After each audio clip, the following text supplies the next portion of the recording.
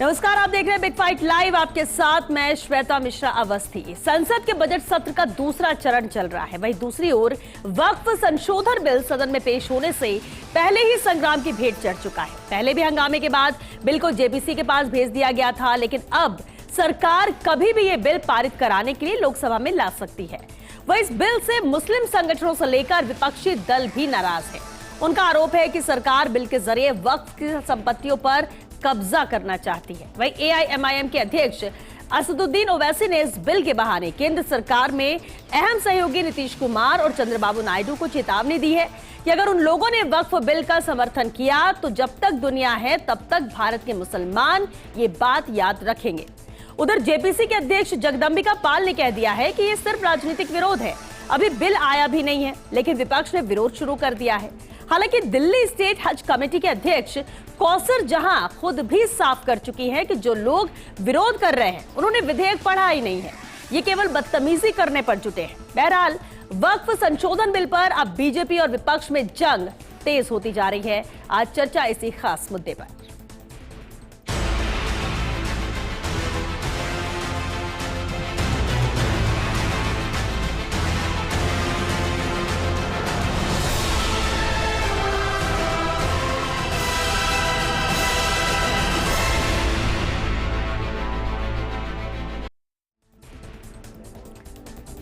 तो संशोधन पर यह संग्राम आखिर क्यों है, चर्चा हम इसी पर करेंगे। बेहद खास मेहमान हमारे साथ जुड़ चुके हैं। सबसे पहले इनसे रूबरू करा दे आपको। हमारे साथ पौरुष भारद्वाज जी हैं, कांग्रेस प्रवक्ता है। पौरुष जी, बहुत स्वागत है आपका। विक्रांत सिंह जी भी चर्चा में शामिल हुए हैं, विषय विशेषज्ञ हैं। विक्रांत जी, आपका भी बहुत स्वागत है। साथ ही महेश शर्मा जी भी हमारे साथ हैं, राजनीतिक विश्लेषक है। महेश जी, आपका भी बहुत स्वागत है, चर्चा में मौजूद हैं। हाजी नाजिम खान साहब भी मुस्लिम स्कॉलर है, हमारे साथ जुड़े हुए हैं। बहुत स्वागत है आपका भी नाजिम साहब। चलिए आगे बढ़ते हैं, चर्चा की शुरुआत करते हैं। और मेरा सवाल सबसे पहले विक्रांत जी आपसे ही रहेगा, वो इस लिहाज से भी कि जिस तरह से विरोध हो रहा है संशोधन को लेकर, पहले भी विरोध हुआ, जेपीसी में भेजा गया, संशोधित किया गया, अब इसे लाने की तैयारी भी है इसी सत्र में, और ऐसे में विरोध हो रहा है और सबकी अपनी अपनी बात, अपनी अपनी दर्द है, कह सकते हैं कि डर भी कहीं ना कहीं है कि इससे नुकसान है। क्या वाकई में ऐसा है, या फिर इसे पढ़ा नहीं गया ठीक से, या फिर कोई गलत फहमी है जो बढ़ती जा रही है और इस वजह से विरोध बढ़ रहा है? देखिए, वक्फ बिल में जो संशोधन है, इसकी डिमांड काफी लंबे समय से मुस्लिम समाज के द्वारा ही की जा रही थी। ठीक है। इससे सबसे ज्यादा कोई पीड़ित रहे हैं तो मुस्लिम पसमानदा समाज रहा है। और इस संशोधन की डिमांड आज से नहीं है। जब सच्चर कमेटी की रिपोर्ट आई थी, उस रिपोर्ट के अंदर भी विविडली ये जगह जगह बताया गया था कि इसके अंदर सिग्निफिकेंट चेंजेस और अमेंडमेंट होने चाहिए। देखिए, आज जिस तरह से वक्फ बोर्ड भारत में काम कर रहा है, वो अपने आप में बहुत अपारदर्शी भी है और उनकी कार्यप्रणाली के ऊपर कई सारे प्रश्न चिन्ह भी लगते हैं। देखिए, आज उनके पास लगभग 11 लाख करोड़ एकड़ लैंड का उनके पास लैंड बैंक है। दुनिया में 50 देशों का इतना क्षेत्रफल नहीं है जितना वक्फ के पास लैंड है। उसके बावजूद सच्चर कमेटी के समय उस रिपोर्ट में लिखा है कि अगर वक्फ के संसाधनों का सदुपयोग किया जाता तो उससे नियमित आय होती 12,000 करोड़, लेकिन उस वक्त थी मात्र 163 करोड़। इसका मतलब कि वक्फ की जो संपत्तियां हैं उसका मिसयूज किया जा रहा है, वहां करप्शन का बोलबाला है। उस करप्शन को इरेडिकेट करने के लिए उसमें संशोधन होना चाहिए, सच्चर कमेटी ने भी दिया था। दूसरा जो नया संशोधन आ रहा है, एक समावेशी है। इसके अंदर जो बोहरा समाज है, आगा खानी समाज है, अहमदिया है, और सबसे बड़ी बात ये वुमेन एम्पावरमेंट की मिसाल है। इसमें 2 वुमेन को भी रिकमेंड किया गया कि वुमेन्स भी इसकी मेंबर्स होंगी। तो मुझे लगता है इसका तो स्वागत करना चाहिए, इतना समावेशी है और ये एक ट्रांसपेरेंसी लेकर के आएगा। जिस तरह से इसके अंदर प्रोविजन है कि अगले 6 महीने के अंदर एक पोर्टल बनेगा, उस पोर्टल के ऊपर सारी प्रॉपर्टीज को रजिस्टर किया जाएगा। मुझे लगता है कि ये बहुत शानदार व्यवस्था है जिसका स्वागत मुस्लिम समाज के द्वारा भी किया जाना चाहिए। और मुस्लिम समाज के अंदर भी कुछ मौलानाज, कुछ मौलवी हैं जो इसका समर्थन भी कर रहे हैं, लेकिन मीडिया को चाहिए कि उन लोगों के विचार को भी हम सामने लाएं। ठीक है। हाजी नाजिम खान जी हमारे साथ लगातार बने हुए। नाजिम खान जी, आखिर विरोध मुस्लिम समाज इसका क्यों कर रहा है? जंतर मंतर पर प्रदर्शन है, कुछ विपक्षी पार्टियां विरोध कर रही है, लेकिन मुस्लिम समाज विरोध कर रहा है। क्या मुस्लिमों को लगता है कि उनके हक पर डाका डाला जा रहा है, या वो कौन सी वजह है जो विरोध के लिए आपका आधार है? हाँ, देखिए सही है। कोर्ट के जिस तरीके की चर्चा करी गई, और दूसरी बात जनता प्रदर्शन बारे में बात करें। भारत का संविधान ये हम लोगों को अधिकार देता है कि हम अपना धरना प्रदर्शन करें और अपनी जो बात है उस बात को मौजूदा सरकार तक पहुंचाएं। ये यही तो संविधान है जो हम लोगों की ये बात रखने का एक तरीका बताता है। और यही बात ये कि दूसरी बात जो ये बार बार कह रहे थे कि मुसलमान पीड़ित थे, उन्होंने कहा कि वक्फ बोर्ड में संशोधन होना चाहिए। तो कौन सा ऐसा मुसलमान है जिसने अभी आके ये कहा है कि हाँ जी वक्फ बोर्ड से हम पीड़ित हैं, वक्फ बोर्ड में हमारी अपनी जमीन है, कब्जा कर रखे। इस तरीके की बात जो कहने वाले हैं मैं उनको बताना चाहता हूँ, इस तरीके का भ्रम जो आप देश के अंदर फैला रहे हैं बंद कर दीजिए। वक्फ का मतलब होता है दान कर देना, यानी कि हम लोगों ने, भारत के मुसलमानों ने अपनी जमीन अल्लाह को दान कर दी। अब उस प्रॉपर्टी पे जो है अल्लाह निगहबान है, अल्लाह देख रहा है, लेकिन उसका जो संरक्षक है वो मुसलमान है। लेकिन मैं ये कहना चाहता हूँ कि ये वक्फ बोर्ड में जो बार बार कहते थे वक्फ बोर्ड के अंदर जो चेयरमैन है उनके नियुक्ति कौन करता है, तो उसके जो चेयरमैन होते हैं उनको कौन राज्य सरकार केंद्र सरकार के अधीन में आते हैं वक्फ बोर्ड का। तो फिर ये बता दीजिए वक्फ बोर्ड ने कहाँ इतनी जमीन पर कब्जा कर लिया। लेकिन सारा खेल जो है सिर्फ और सिर्फ महाराष्ट्र के जो उद्योगपति थे उनकी प्रॉपर्टी बचाने का खेल है, सिर्फ उनकी प्रॉपर्टी बचाने के लिए। आपकी बात पर विक्रांत जी कुछ कहना चाह रहे हैं। उदाहरण देता हूँ, 2022 में तमिलनाडु के एक गांव में एक व्यक्ति गया था अपनी जमीन बेचने। जब जमीन बेचने के लिए वो प्रशासनिक अधिकारी के पास गया तब उसे पता चला कि उसकी जमीन तो वक्फ हो गई है, और उसे और ज्यादा अचंभा हुआ कि पूरा का पूरा गांव ही वक्फ कर दिया गया। अभी कुछ दिनों पहले कलकत्ता के जो मशहूर स्टेडियम है ईडन गार्डन, उसके ऊपर भी दावा किया गया कि वो वक्फ की संपत्ति है। कुंभ जब हो रहा था तो उस कुंभ मेला ग्राउंड के ऊपर भी दावा किया गया कि ये वक्फ की संपत्ति है। जो नई पार्लियामेंट बनी है उसके ऊपर भी दावा किया जा रहा है कि ये वक्फ की संपत्ति है। मुकेश अंबानी का जो बंगलो बना है एंटीलिया, उसके ऊपर भी दावा किया जा रहा है वक्फ की संपत्ति है। कि हम किसी के ऊपर भी उंगली उठा दें, जिस पे हमने उंगली उठा दी वो वक्फ है, ये नहीं चलेगा और ये चलना भी नहीं चाहिए। महेश जी इस तरह में तो लगाम लगाने की जरूरत तो पड़ेगी, और ऐसे में कितना अहम हो जाता है ये संशोधन बिल। सबसे बड़ी जो जैसे बात अभी जो कह रहे थे पूर्व प्रवक्ता, बिल्कुल मैं उससे बात से सहमत हूँ। जो विरोध जो किया जा रहा है ना, उसका एक मुख्य कारण है कि अभी तक जो भी फैसला वक्फ की जमीन का या उनकी संपत्ति का फैसला करने वाला जो था वक्फ ट्रिब्यूनल करता था, उसका फैसले को सबको स्वीकार करना होता था, उसे कोई चैलेंज नहीं कर सकता था। लेकिन अब इसे नए जो संशोधन लाया जा रहा है उसमें चुनौती हाई कोर्ट में दी जा सकती है। इस चुनौती से मतलब क्या कहते हैं विचलन स्वाभाविक है। दूसरा उनका नियमितीकरण, वक्फ के पास असली जमीन कितनी है, कौन कौन सी है, और जब कोई भी वाद भविष्य में वक्फ भी करता है जमीन वगैरह की संपत्ति का, तो उसका रजिस्ट्रेशन 15 दिन के भीतर करना होता है। अब इन चीज़ों पर मतलब क्या कहते हैं कहीं लगाम सरकार का है। वक्फ कोई बहुत इतना बड़ा नहीं है, न किसी के अधिकार लेकिन का। महेश जी अगर जैसे ये कह रहे हैं कि दान की हुई है, जिससे सभी बात भी कही उन्होंने, जमीनें दान करते हैं अल्लाह के नाम पर या जो भी चीजों को ये फॉलो कर रहे हैं, एक सवाल ये उठता है कि दान भी की जा रही है, जमीन किसी को सौंपी भी जा रही है, उसका भी तो प्रॉपर कागज होते होंगे, उसकी भी तो प्रॉपर यहाँ पर जांच होती है। क्या होगा, सबूत तो उसका भी होगा। जैसे हिंदुओं की जो जमीन या धार्मिक ट्रस्ट जितने भी बने हुए उनके पास कितनी संपत्ति, कितनी जमीन है, सबका बाकायदा एक पोर्टल, एक रजिस्ट्रेशन होता है।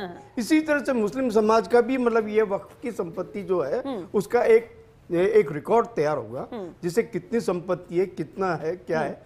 उसमें वक्त के लिए कोई मतलब पाबंदी नहीं लगा रखी, वक्त तो इनका अधिकार है, होगा। आपकी इस बात का जवाब नाजिम जी से लो, उससे पहले पौरुष भारद्वाज जी, क्योंकि विरोध इसका हो रहा है, ठीक है मुस्लिम समाज कर रहा है, लेकिन विपक्ष भी कर रहा है और इसमें एआईएमआईएम के साथ साथ कांग्रेस भी शामिल है। कांग्रेस का विरोध किस बात को लेकर? क्योंकि पहले विरोध हो रहा था, अब ये कहा जाता है ट्रिब्यूनल का फैसला लास्ट फैसला होगा, लेकिन अब उस पर जब संशोधन किया गया है तो बदलाव किए गए, हाईकोर्ट की भी बात यहाँ पर कही जा रही है। इन सभी बिंदुओं में जो संशोधित लाया गया है ये बिल, इसमें विरोध किस बात का है? कांग्रेस किस पर स्टैंड कर रही है? श्वेता जी देखिए, कांग्रेस का विरोध इस बात का है कि भारत सरकार के द्वारा जब जब चुनाव आते हैं किसी भी राज्य के, तब जो है एक ध्रुवीकरण के लिए इस तरह के शगुफे छोड़े जाते हैं कि देश में जो जरूरी मुद्दे होते हैं उनको छोड़ करके जो चर्चाएं हैं वो धार्मिक मुद्दों पर शुरू हो जाती है। मैं आपका ध्यान आकृष्ट करना चाहूंगा कि 8 अगस्त को ये जो बिल है ये संसद में पेश हुआ था। उसके बाद में हरियाणा के चुनाव होने थे, महाराष्ट्र के चुनाव होने थे, दिल्ली के चुनाव होने थे। उस समय इन लोगों ने जो है इस बिल को पेश किया, क्योंकि उस उस समय भी काफी मुद्दे लंबित थे, परंतु सारे देश के मीडिया ने इस पर चर्चा करी। आपके यहाँ भी चर्चा हुई, उस दिन मैं भी यहाँ पे आया था। उसके बाद में देखिए स्थिति ये हुई कि हमें इस बात का पता था कि सरकार को इस वक्फ बोर्ड से के बिल से कोई लेना देना नहीं है। उसके बाद में मामला भेज दिया गया जेपीसी को। अब आपको इस बात को पता है कि जब जेपीसी जब बनती है उसमें सारे दलों के सांसद मौजूद होते हैं और उस समय उनकी जो राय होती है, उनकी जब मीटिंग होती है, वो सबके उनके जो सांसदों के डिसेंट नोट होते हैं वो कार्रवाई विवरण में शामिल किए जाते हैं और सांसदों के बहुमत के आधार पर जो कमेटी का चेयरमैन होता है वो संसद को अपनी रिपोर्ट सौंपता है।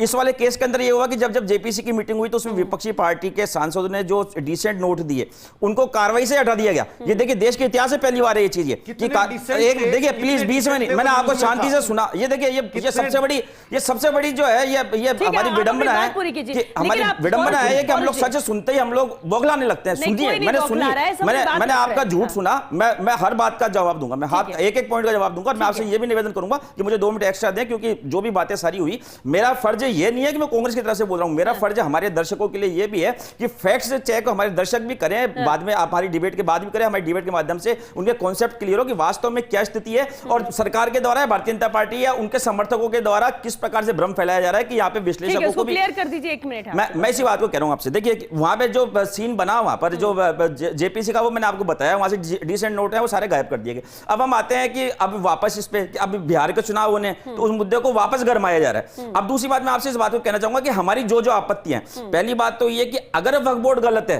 तो इसका मतलब भारत सरकार गलत है। क्यों गलत है उसका भी उदाहरण देना चाहूंगा।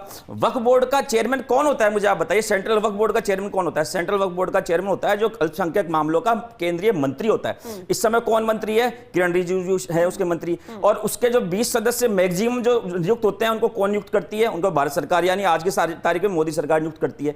तो अगर किरण रिजिजू की अध्यक्षता में भारत सरकार के द्वारा नियुक्त किए गए अगर मेंबर अगर किसी की संपत्ति हड़पते हैं जो कथित तौर पे जो बीजेपी आरोप लगाती है, तो ये किसकी विफलता है? ये मोदी सरकार की विफलता है। यही सेम प्रोसीजर जो है स्टेट गवर्नमेंटों में होता है। स्टेट गवर्नमेंटों के अंदर जो मेंबर्स चुने जाते हैं, उसके बाद जो मेंबर होते हैं उनका वो बाकायदा अध्यक्ष का चुनाव करते हैं और उनका अध्यक्ष चुना जाता है। अब मैं एक बात और कहना चाहूंगा कि यहाँ पे जो सरकार के द्वारा 8 अगस्त को जो बात बोली गई, और अभी हमारे जो तमाम जो विद्वान मेरे साथ विश्लेषक करने यहाँ पे खड़े हुए हैं, इन्होंने इस बात को बोली, मैं बहुत क्लियरली फैक्ट चेक करना चाहूंगा कि सरकार कह रही है कि साहब हम इसमें महिलाओं का प्रतिनिधित्व बढ़ाएंगे।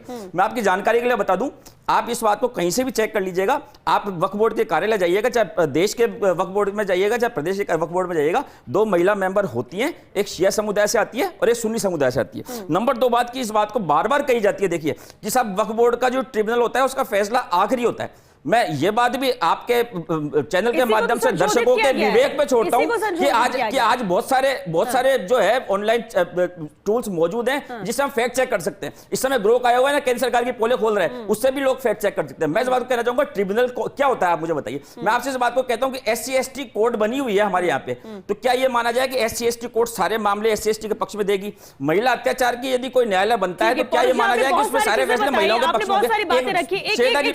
फैक्ट चेक हो जाएगी। सवाल लूंगा मैं आपका, मैं सवाल लूंगा प्लीज, फैक्ट चेक होने दीजिए। मैं आपसे ही जवाब लेना चाह रही हूं। आपने सब बातें कही और आप फैक्ट चेक भी कर रहे हैं, आप यहां पर आंकड़े की बात कर रहे हैं, आपने पिछले बयानों का भी जिक्र किया। एक सवाल है कि कांग्रेस विरोध कर रही है, कांग्रेस क्या चाहती है? ये जो संशोधन बिल लाया गया या इसे पेश ही ना किया जाए? नहीं, देखिए मैं इसी बात को कह रहा हूं कि जो भारतीय जनता पार्टी ये जो इस पूरे मामले का आगामी चुनावों को देखते हुए जो राजनीतिकरण करके जो ध्रुवीकरण करना चाह रही है, प्राइमरी कांग्रेस का विरोध इस बात का है। मुझे ट्रिब्यूनल वाली बात पूरी कर लेने दीजिए। बहुत आपका चैनल बहुत महत्वपूर्ण चैनल है, प्रदेश की जनता इसको देखती है, इसके माध्यम से सच्चाई सामने जाने दीजिए। मैं कह रहा हूं कि ट्रिब्यूनल जो होता है, ट्रिब्यूनल में जो जज होते हैं उसकी नियुक्ति जो है राजस्थान हाईकोर्ट के द्वारा की जाती है, और जो RJS या RHJS सेवक अधिकारी राजस्थान जुडिशियली सर्विस या राजस्थान हाई जुडिशियली सर्विस का जो अधिकारी होता है वो इस ट्रिब्यूनल का जो होता है वो जज होता है। अगर इसके खिलाफ भी कोई इसके मामलों से संतुष्ट नहीं है, सैकड़ों मामले हैं ऐसे जो वक्फ बोर्ड के खिलाफ अपील में हाई कोर्ट में चल रहे हैं और सुप्रीम कोर्ट में चल रहे हैं। जबकि 8 अगस्त को जो है मंत्री ने जब बिल पेश किया था उस समय सरासर पूरे देश को झूठ बोला गया कि साहब ये प्रावधान हम पहली बार लागू करने के लिए। नाजिम जी, क्योंकि वक्त भी खत्म हो रहा है, मुझे एक रिएक्शन चाहिए अब, क्योंकि विरोध भी हो रहा है और आपने ठीक कहा कि विरोध का हक सबका, और आपको अगर कोई चीज नहीं जायज लगती आप विरोध कर सकते हैं, लेकिन एक ये भी बात होती है कि आप क्या चाहते हैं, केंद्र सरकार इसे लेकर क्या करे? वो तो इसी सत्र में बिल लाने की बात कर रही है। क्या नुकसान मुस्लिम समाज देख रहा है कि इससे हमें नुकसान है इसलिए आप विरोध कर रहे हैं? गलत लग रहा है या आपके हक के खिलाफ लग रहा है? जी। हाँ श्वेता जी, देखिए जिस तरीके से मेरे अपने कांग्रेस के प्रवक्ता ने जिस तरीके से बताया, हाजिर आजम खान भी वही जानकारी देता। तो बार बार जो एक भ्रम फैलाया जा रहा है कि ट्रिब्यूनल कब्जा कर लेते हैं या उनके भी जज होते हैं, तो ये देखिए कहीं ना कहीं आप हाई कोर्ट भी जा सकते हो, सुप्रीम कोर्ट भी जा सकते हो, जिस तरीके से भी बताया। और रही बात ये कि देखिए वक्फ बोर्ड के नाम पर अब हमारे मौलिक अधिकारों का हनन करने की पूरी कोशिश करी जा रही है। हम लोग ये पूछना चाहते हैं कि आश्रम के पास कितनी जमीन है, मठ के पास कितनी जमीन है, कभी उनके ऊपर भी जांच बैठा दीजिए ताकि देश को ये पता चल जाए कि उनके पास भी कितनी जमीन है। लेकिन अक्सर ये कहा जाता है कि सबसे ज्यादा जमीन तीसरी जो आती है वक्फ बोर्ड के पास जमीन आती है, रेलवे के पास। तो हम ये कहते हैं कि आसाम के पास भी शायद इतनी जमीन होंगी, मठ के पास भी होंगी, तो उनकी भी जांच होनी चाहिए। लेकिन यहाँ पर कहीं ना कहीं मुसलमानों के जो मौलिक अधिकार है उनको खत्म करने की कोशिश करी जा रही है। और जबकि संविधान सबको समानता देता है, सबको बराबर का हक देता है, तो फिर यहाँ पर वक्फ बोर्ड के नाम पर जो इस तरीके का माहौल बनाने की कोशिश करी जा रही है, यहाँ कहीं ना कहीं मुसलमानों के जो हित के वाली बात है यहाँ खत्म करने की कोशिश करी जा रही है। हमने कभी ये कहा कि भी ये मान के चलिए तिरुपति बालाजी के अध्यक्ष पर किसी मुसलमान को बना दीजिए, या और भी जो संगठन है उसमें किसी मुसलमान को आप अध्यक्ष बना दीजिए, हम लोगों ने कभी नहीं कहा। बिल्कुल ठीक है नाजिम जी, लेकिन जब इस तरह के मामले सामने आते हैं, लोगों की अपनी जमीन उन्हें जानकारी नहीं है और वो वक्फ में शामिल हो गए, ऐसे कैसे हो सकता है? और इस तरह के मामले जब आते हैं तो ऐसे में तो जरूरी नहीं कि हर चीज कागज में हो, हर चीज का कानून हो, किसी के साथ नाइंसाफी ना हो, फिर वो चाहे मुस्लिम समाज ही क्यों ना हो। जिस तरीके से अभी तमिलनाडु की जमीन का भी जिक्र आया और देखिए नई संसद का भी जिक्र आया था, तो मैं ये कहना चाहता हूँ नई संसद का बदरुद्दीन अजमल साहब ने इस बात को उठाया था। उन्होंने कहा था कि ये नई पार्लियामेंट जो बनी है वक्फ बोर्ड की जमीन पर बनी है। देखिए बदरुद्दीन अजमल साहब बहुत ही सम्मानित व्यक्ति है, उनके पास कोई ना कोई ऐसे एविडेंस रहे होंगे जब उन्होंने इस बात को रखा। लेकिन हम लोग तो ये कहना चाहते हैं कि देखिए वक्फ बोर्ड के नाम पर जिस तरीके का एक खेल खेला जा रहा है उद्योगपति को बचाने के लिए, ये बिल्कुल गलत है। वक्फ बोर्ड की जमीन जो हम लोगों ने, हाँ ये वक्फ बोर्ड के लिए जो जमीनें हमने दी है, ये खानागाह के लिए, इबादत गाह के लिए और कब्रिस्तान के लिए जमीनें दी हैं, ताकि यहाँ पर मदरसे बने, ताकि यहाँ पर पूरी दुनिया को ये पता चले कि वक्फ बोर्ड की जमीन पे क्या क्या बन रहा है, तो ये पता चले। लेकिन यहाँ वक्फ बोर्ड की जमीन को सिर्फ और सिर्फ ये नजर है कि वक्फ बोर्ड पे ज्यादा, ठीक है, इसलिए मुस्लिम समाज को डर है कि हमारा आपकी नीतियां अलग है और उस पर कहीं ना कहीं विराम लगाने की कुछ। महेश शर्मा जी, एक अहम सवाल ये भी उठता है कि जिस तरह से अभी नाजिम जी ने भी अपनी बात रखी, लेकिन केंद्र सरकार तो ये बिल लेकर आ रही है, अब ये हक की बात हो रही है और केंद्र सरकार की मंशा पर भी सवाल उठ रहा है। और एक बात जो बार बार आ रही है बयानों के जरिए भी कि सिर्फ चुनावों के मद्देनजर ही राजनीतिक तौर पर बयानबाजी, राजनीतिक तौर पर ही ऐसा किया जा रहा है, या वाकई में आपको लगता है कि इसकी जरूरत है? मैं ये बता रहा हूं कि क्या कोई भी किसी भी समय पे दिया हुआ कानून, क्या उसमें समय के अनुसार कोई उसमें बदलाव नहीं किया जाए? इसका मतलब तो ये है कि जो एक बार बन गया जो बन गया, उसके बाद में कोई संशोधन नहीं। इसमें किसी के मौलिक अधिकार का प्रश्न नहीं है, किसी का हनन नहीं हो रहा है, किसी के धार्मिक आस्थाओं पर चोट नहीं पहुंचाई जा रही है। ये कहा जा रहा है कि भाई आपकी संपत्ति है वो कितनी है, उसके डिमार्केशन किया जाए। फ्यूचर में जब भी कोई वक्फ किया जाए संपत्ति, उसका पोर्टल पे उसकी जानकारी दे दी जाए। ऑन रिकॉर्ड सब होना चाहिए, क्योंकि वक्त खत्म हो रहा है। इसमें जो कमेटी जो बनाई जा रही है उसमें 2 गैर मुस्लिम लोगों को भी शामिल कर, इसका भी एतराज है।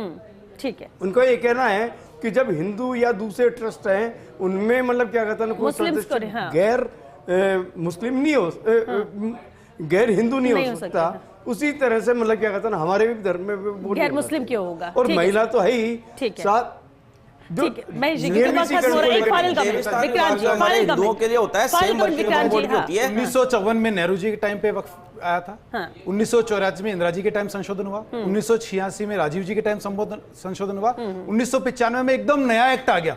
जब इतनी बार संशोधन कांग्रेस कर सकती है, नया एक्ट आ सकती है, तो अब नए एक्ट आने के ऊपर अगर विपक्ष प्रश्न चिन्ह उठाए तो ये उनकी नीयत पर संदेह। दूसरी चीज, जेपीसी की, जैसे मेरे मित्र ने कहा, जेपीसी के अंदर का माहौल हमें पता है, वहां हिंसक व्यवहार भी हुआ था, गाली गलौज भी हुआ था, वहां एक दूसरे के ऊपर फेंके भी गए थे, आर्टिकल्स फेंके भी गए थे, तो विपक्ष की मंशा वहां दिख रही थी क्या था क्या नहीं था। इस वक्फ बिल के अंदर रिसेंट नोट शामिल हुए, आप ये बताइए कार्रवाई विवरण में जेपीसी के अध्यक्ष जब भी कपाल कह रहे कि सिर्फ राजनीतिक विरोध है और कुछ नहीं। यहाँ इलेक्शन हर साल होते हैं, यहाँ इलेक्शन हर साल होते हैं, क्या इसका मतलब काम नहीं किया जाए? यहाँ चुनाव तो हर साल होते हैं, ऐसा कोई साल बता दिए जब चुनाव ना हो। देखिए चुनाव तो होते ही रहते हास्यास्पद बात ये और है कि वही सरकार जो सुधार बता रही है, कार्यप्रणाली को बेहतर करने के लिए जब वन नेशन वन इलेक्शन की बात आती है तो यही कांग्रेस विरोध करती है। आपको वन नेशन वन इलेक्शन नहीं चाहिए, कभी भी काम करेंगे तो आप ये कहेंगे कभी भी।